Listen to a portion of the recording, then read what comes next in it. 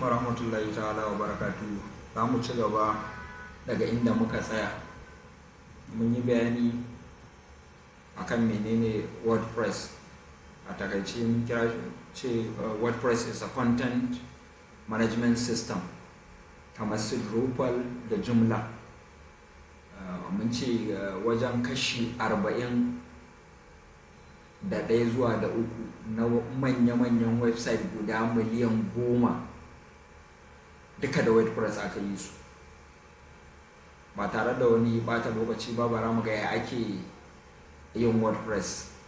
Ana yin sa online, wanda za ka yi visiting pagin WordPress, that is ka rubuta wordpress.com.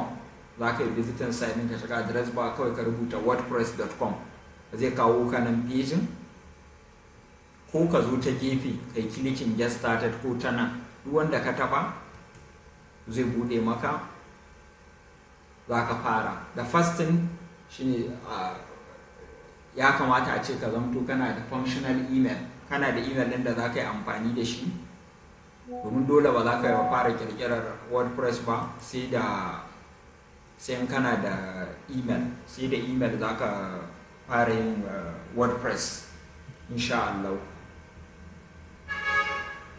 So za su tambaye ka create your account. That's the first thing. You need to create an account. So in a browser ka kake ko a computer ka kake, you can click on create with Google, zai baka dama ka shigar da Gmail ɗinka ka bauta. In kawai sai ka ce mata start with email, that is the last one, yanda kai typing na email ɗinka da kanka, ka rubuta email ɗinka da kanka. So I'll use my email ɗin school da na yi shi temporary for na yi shi just for training.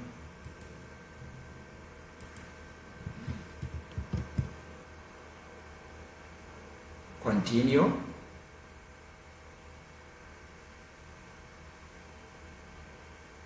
So kaga automatic ka saka, yanzu za ta tambaye ka rubuta sunan da kake proposing za ka yi amfani da shi, kamar subdomain da za su baka kyauta har abada.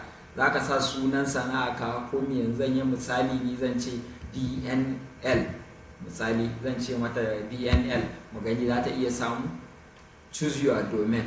So kaga sun ce mun gashi, suna bani shawara gashi wannan akwai, ga wannan newdnl.com, ga sunan duka. Sai suka ce amma ga na kyauta, ga kalmar nan free, suna gaya mun cewa gashi in ina so a bani kyauta ga wanda suka yi mun suggestion, amma za a goya mun a baya dnl63.wordpress.com. in ka zaba za a baka wannan for life, har abada za ka yi amfani da shi. To in ka ga wancan mai namba bai ma ba, sai ka ƙara wani abun in baka so namba ta fito. Misali zan iya cewa to DNL-ICT ko DNL-ICT Institute, duk da ya yi tsayi dai, but I will use it the way it is, saboda dai a koyar a gani cewa you can choose your name. Kun gani yanzu kun ga sun ce mun akwai is available DNL-ICT-Institute.wordpress.com. wannan har duniya ta ne, Allah ka yafe mana dai da kalmar nan, har abada an baka kyauta in kana so, amma duk sauran na kuɗi ne. In plan za ka biya, za su gaya ma za su baka for the first time kyauta. Wannan waje yana da mahimmanci, sai kai scrolling za ka gan shi a ciki, gashi nan da wordpress.com, gashi kuma sun gaya ma is free, sai ka ce select. So in kai selecting wannan, in kai selecting sai ka ce mata continue, gashi nan ta gaya ma dnl.wordpress.com, gashi nan one domain $0.0 kyauta za a baka wannan. So shi ma yanzu ka depend on speed na internet ɗinka. So I'm doing this online, sai kana da internet za ka iya yin wannan, za ka iya duk abin da nake yi yanzu. So zan nuna muku wanda ake, to za su gaya ma ga wanda za ka ringa biya, duk da haka sun ce ma gashi wannan gashi no expiry date, ga abin da suke gaya ma, ka gani ana ce ma ba zai taɓa expiring ba, no expiry date for life kenan. Start with free da shi zami. Wannan kuma gashi duk wata ga abin da za ka ringa biya, amma ba dala kuɗin za su karɓa ba, sai dai ka biya na shekara. Gashi nan wajen, sai kuma wannan shi kuma za a yi gashi premium ne, shi kuma za ka biya $8, shi ma duk shekara ake biya, ba wai za su karɓi yanzu $8 ko wannan watan ba, sai dai ka biya na wata 12. za ka ga features da suke, za a baka domin kyauta, wannan kuma gashi komai za a gaya ma ga iya abin da za yi, ga iya abin da yake da shi. Za a baka 13 gig, wannan za a baka 6 gig, wannan 13 gig, wannan kuma na kyauta 1 gig za a baka storage da za su baka dora duk abinka. Kai za ka iya damar sa kwanta form, za ka iya ganin visitors nawa ne suka zo, za ka iya jona payment button, amma ba za ka iya sa payment service din ba. Duka ga su, duk abin da za ka iya yi da na kyautan nan ga su na an saka ma duka. Forever online, smart redirecting, ga su duka komai za a nuna ma gashi duk abin da za ka yi. Unlimited user za ka iya kara ku ta yin training akan guda daya. Beautiful terms and pattern duk za ka dauka na kyauta. Wannan kuma za ka iya zuwa domin za a baka shekara ɗaya, amma za ka ringa biya. Ga iya bambance-bambancen nan. So dai sai mu ci gaba da wannan, mu ce start free. Gashi nan turning on the light, making your, gashi nan.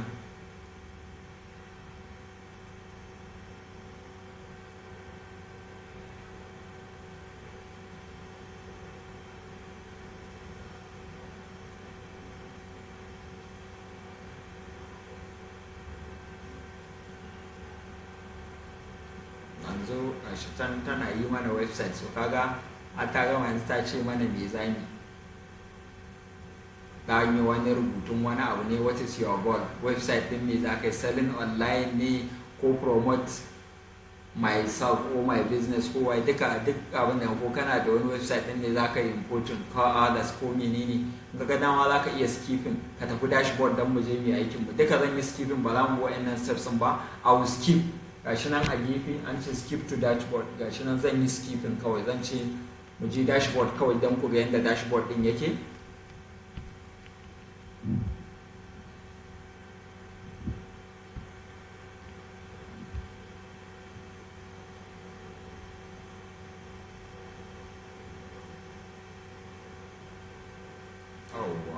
To wannan shine dashboard din WordPress. So zan yi bayanin wayannan daidai da daidai, kowanne ga dama za ka iya bi ka je ka ci gaba da cika wannan, amma dai zan yi bayanin wayannan. That is, nan yanzu website ɗinka yana reading coming soon. So me ake nufi da yana reading? Gashi na ya rubuta mana nan a sama cewa website ɗinmu is reading coming soon. So yanzu dan mu gani wannan coming soon ɗin, yanzu sai mu buɗe wata browser daban. Yanzu muka buɗe wata browser daban, sai mu rubuta ya sunan website ɗinmu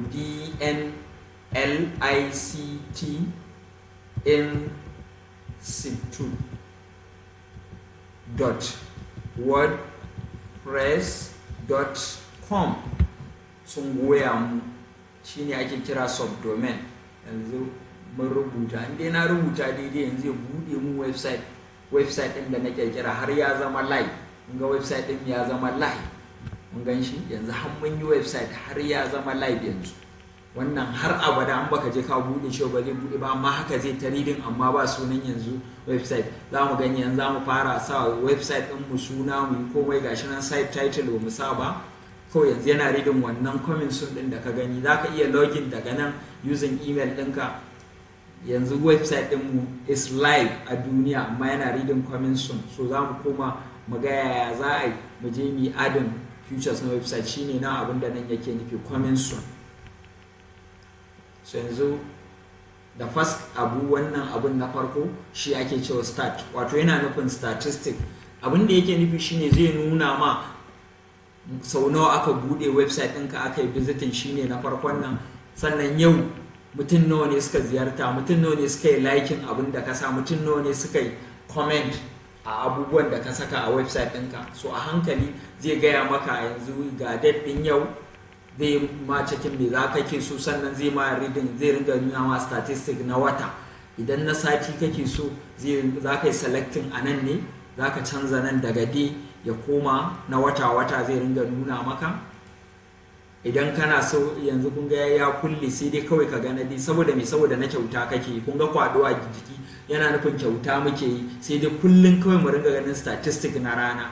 so kaga jiya ba mu da website ga su sai dai nuna ma gashi a ranar da muke yanzu babu wanda ya hau website din mu saboda website din mu sabo ne. Shine statistic, in ka sauko ƙasa zai nuna ma daga wace ƙasa ne, zai sa ma map, zai rubuta ma sunan waye postin, sau nawa aka yi clicking. So nan sun kulle wannan future din, da kyauta ne amma yanzu sun rufe gashi sun sa kwado, duka ba za a gani ba sai ka biya, duka wayannan ba za a gani ba, ba za a gani ba sai in ka biya. Amma za ka zo za ka gani mutum nawa ne suka yi visiting site ɗinka, mutum nawa ne suka yi comment, mutum nawa ne suka yi abu. Shine wannan na farko kenan statistic.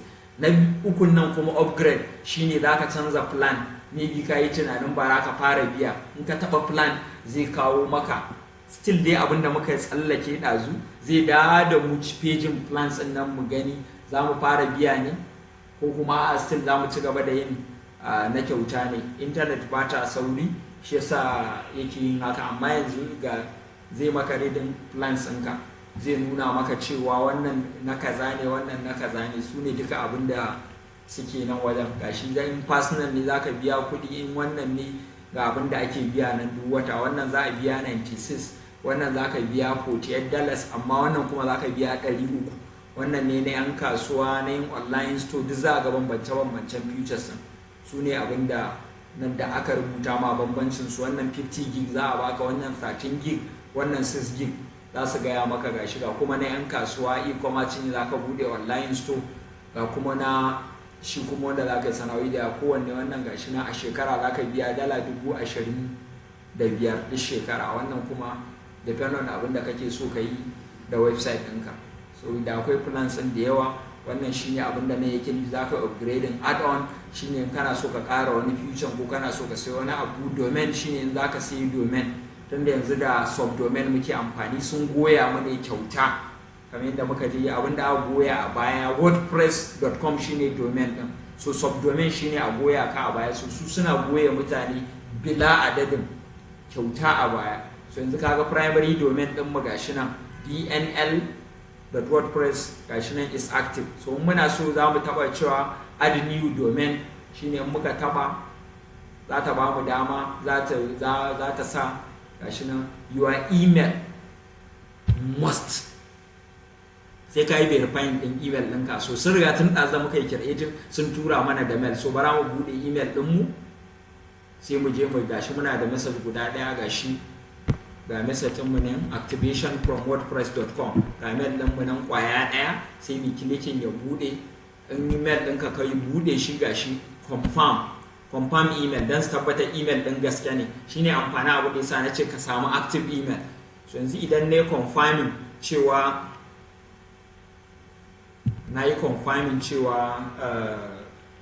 ni ne nake yin amfani da shi, ba wani ne ya dau email dina ya je yake kokarin bude Google ba. So I confirm my email.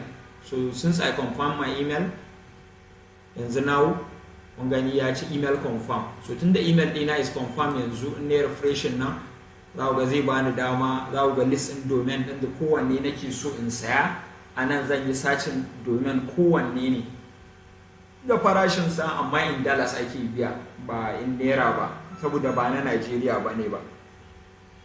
Misali in yanda shi nake so ne amfani DNL Institute, kowane suna za ka iya sa sunan mutum, za ka iya sa misali Musa, ka ce kana neman domin mai sunanka, ko Musa mai shayi, ko duk abin da kake so in kai sacin za ka samu domin da wannan abu. Sai dai in wani ya riga ya ɗauke shi, za a baka suggestion na wani, ko .com kake so ko rubuta za ka yi. Gashi nan musa.blog ga kudinsa nan, live musa, musa.mb, musa.store, live musa, duka kowanne ga su. To in baka bai ma ba directly zaka iya rubuta yanda kake so. Misali mu ce kano.com, misali mun ce ta bamu kano.com mu gani ko da akwai. A gani kano.com is registered, kaga wani ya riga yayi, sai dai sun bayar shawara ga wasu misali in kana so, misali mu ce kano 20, a gani yanzu is available. A gani sun bayo gashi nan $13, in muna so gashi sun ce mana .com is ready, yanzu muna so za mu biya. So dai a gani nan gurin wajen duba domain ne, nan kuma da third one wajen email ne. Shi kuma in ka zo za ka iya registering email yanzu, dole shi kuma ba a yi da na kyauta.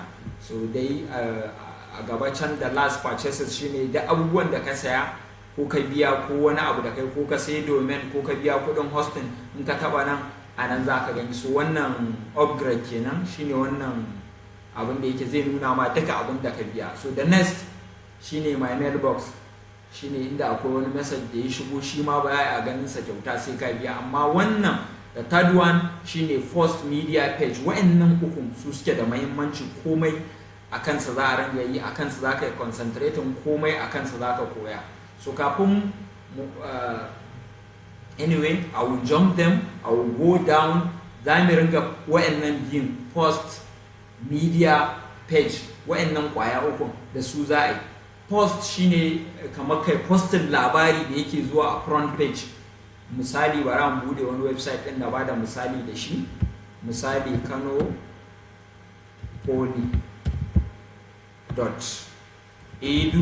kanopoly.edu.ng misali. Shi post, abinda ake nufi da post shine duk labarai da zai fito da zai ringa zuwa post a home page. Labari da za ka yi posting a website ɗinka da zai zo kamar wannan latest blog, ga labari KSIP suka partner with UNESCO.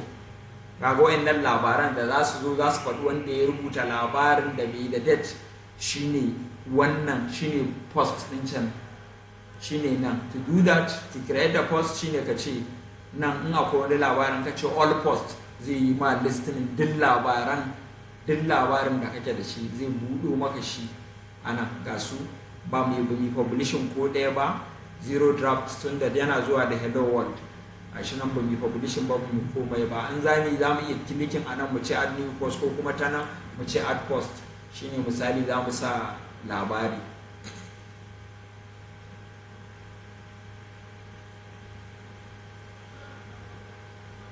Wannan internet ɗinmu ne yake ɗan yin slow, shine yasa yake tafiya haka. Wannan shine ta using post ake rubuta irin wannan labarin ko wannan blog ɗin da ake gani. Wayannan labaran da za su zo ga heading, ga sunan date ɗin da aka yi, ga sunan wanda ya publishing, ga kuma za a iya yin, if you want to leave a comment you click here and comment, ko kuma ga content din zai zo. Insha Allah zan nama ga iyayen da yana nufin akwai saura wannan dot din da in ka sa learn more or read more, in ka taba zai bude ma, depend on theme din da kake amfani da shi.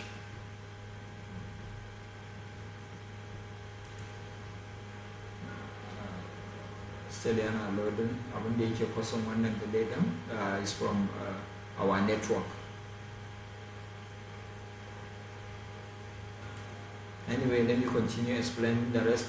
Nan media shine duk wani hoto da ka saka a ciki, duk hoton da kai adin a cikin website ɗinka ta nan zai fito. Duk hoton da yake kan website ɗinka a nan za ka gan shi a media. Duk abin da ka sa ko a labarai ko a page ko wani file ka uploading yana media. Page kuma shine wajen creating page, kamar irin about the website, about you, mission, ambition, history, duka duk waɗannan rubuce-rubucen su kuma a pages ake yi. Comment shine kamar wancan living comment da za a labari, in ka taba zai kama duk comment din da aka yi. Feedback shine kamar wani yayi magana a pejin ka, yayi tura, ya cike contact form, ya turo da sako, kai responding ta nan. Jackpack shi kuma wani plugin ne da yake wannan statistic din da kake gani, abin da yake yi shine wannan Jackpack din shine yake yi. WooCommerce shine shi kuma wani plugin ne da ake amfani da shi wajen saita online store ko karɓar payment a website, shine amfanin wannan WooCommerce. The next one is appearance. So shi za mu shiga yanzu da kansa, za mu fara, za mu yi amfani da shi. Plugin kuma su ne duka functionality na website din, ta nan ake ƙarawa. Last but not the least shine users. Users shine a nan duk wanda ya rijista, kamar misali wanda yake in akan filin makaranta, duk wanda ya rijista makarantar nan ka je user za a gan shi. Sai dai kawai akwai bambance level na aikin da za ka yi ko role ɗinka, ko kuma a ce privileges shine damar da kake da ita akan website. Wani iya zai iya yin postin labari ne ko wani abu. Yawanci za a ga student ko waye ma ba sa ganin nan barin. Nan barin shine kamar bayan page ne inda ake iya yin posting, ba ba shi ba, wanda ya page ne kadai yake iya ganin nan. Amma student yanzu ta gaba zai je zai creating account, zai sa komai shi ta can gaba, kai kuma ta nan ne zaka ga duk wanda yake kan page, duk wanda ya register akan website ɗinka ta nan zaka gan shi ta users, zaka ce all users a gani. In kuma zaka yi adin wani ta nan zaka yi, shine abinda mutum zai tafi amma ya sai je sa ya adin ɗinsa ko a rage depend on yanda amfani da website. Sai nan tools shine wajen misali ana monetizing shi WordPress, kana da damar da zaka ringa neman kuɗi kamar yadda ake yi a su Facebook da waye. So kai ma an kai website zaka ringa iya samun kuɗi da website ɗinka depend on yawan visitors. In suka yi zaka yi register da Google, za su ringa da director mutum, kamar yadda an kaje pejin jarida za a karanta, za ta ganin labarai na faɗuwa. To nan wajen monetizing nan da nan ake saitawa, kai connecting da Google sai su ringa turo da tallace-tallace. So duk wanda ya zo pejin ka in ya taba tallan nan, so za ka samu kuɗi, da shi ake making kuɗi. Wannan shi za ka yi importing website, maybe kamar ɗazan in kare website kana da shi kana so ka da shi ne, shine amfanin importing ɗin nan. Exporting kuma shine yanzu website ɗin nan naka kana so ka kwashe kayan ka, za ka sake website ɗin kawai sai ka exporting website ɗin naka gaba ɗaya. Settings shi kuma ta nan ma zan fara kafin na koma appearance. Let me start with settings. Ku ga abin da ake yi a kai settings. A nan zan rubuta sunan website ɗin inda ya sa site ɗin nan. Let me start with general. Shine zan sa give your site name. To gashi nan, give your site a name. Shine wajen da za ka rubuta sunan website ɗin naka. So can kun ga baya reading komai. Let us start here. Let us write. Kun ga abin da yake rubuta site kawai. Zan ce zan rubuta DNL ICT misali in situ. Nan kuma shine kamar dan moto naka ko wani abu, shine ake sa, shine site tagline.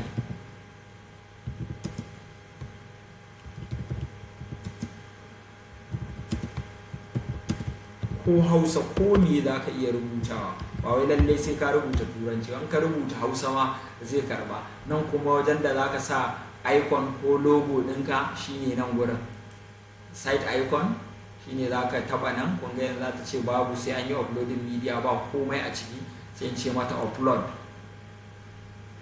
Misali yanzu zan ɗauko, zan ce misali ba ni ɗau logo na, sai na sa, sai in ce mata open.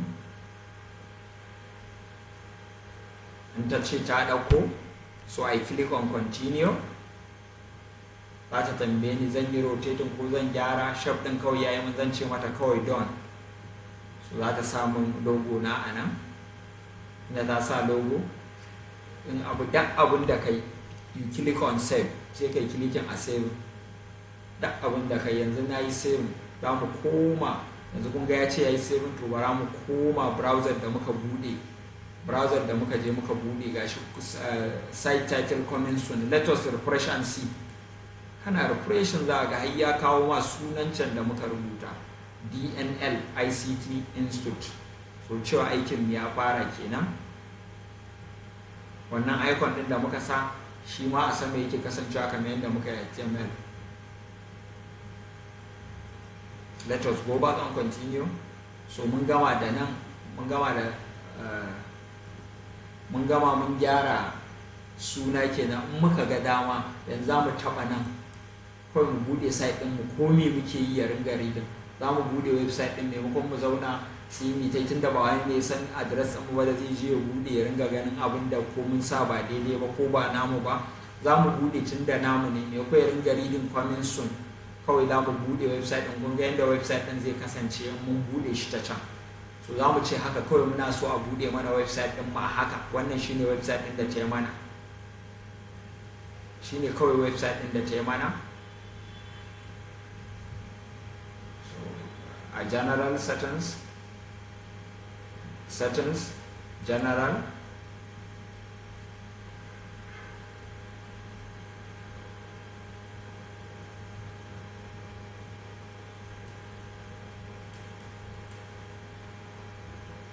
classic style, your site address, transfer your site, reset your site, delete your site.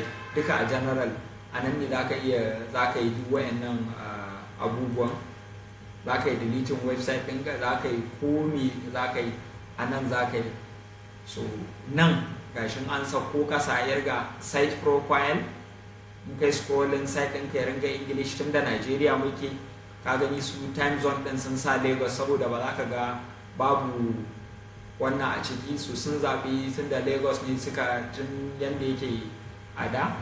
So we leave it the way it is, sai mu ƙara yin scrolling ƙasa gashi nan launch site yana nufin za mu yi launching website ɗin mu, sai mu clicking ga kalmar launch site, sai mu clicking akan launch site.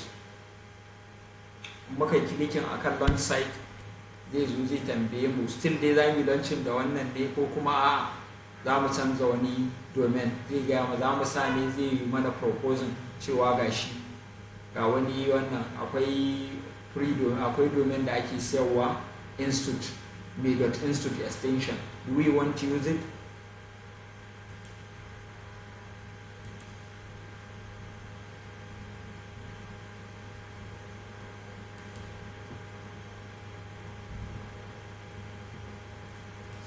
Launch site.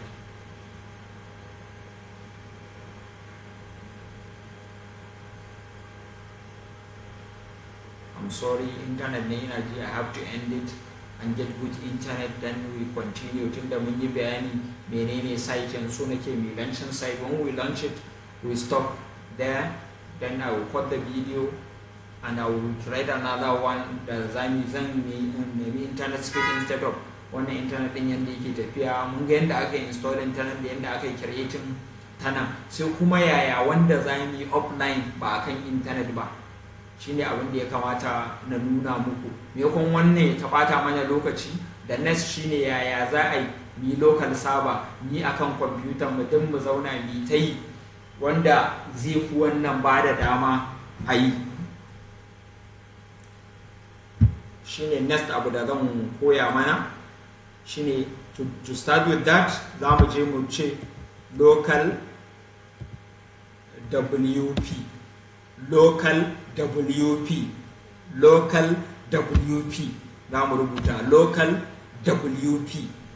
So shine za ka yi downloading server ga tana localwp.com, local WP. So shine inda ake downloading local server, inda za ka yi downloading local server ka yi installing ɗinta, zai kasance ka ringa yin WordPress ɗinka offline, yanda in ka gama kamar can da muka ce transfer ko upload na website, you can be able to upload it online. So network ɗin still slow, but I will show you. This is it.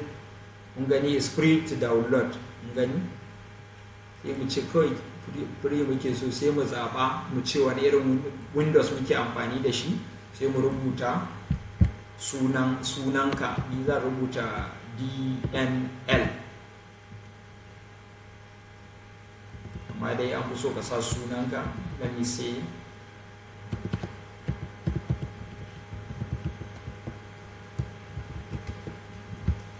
sai mu zaɓi organization na independent ne ko waye ko consultant ne ko freelancer, kada ma ka sa others.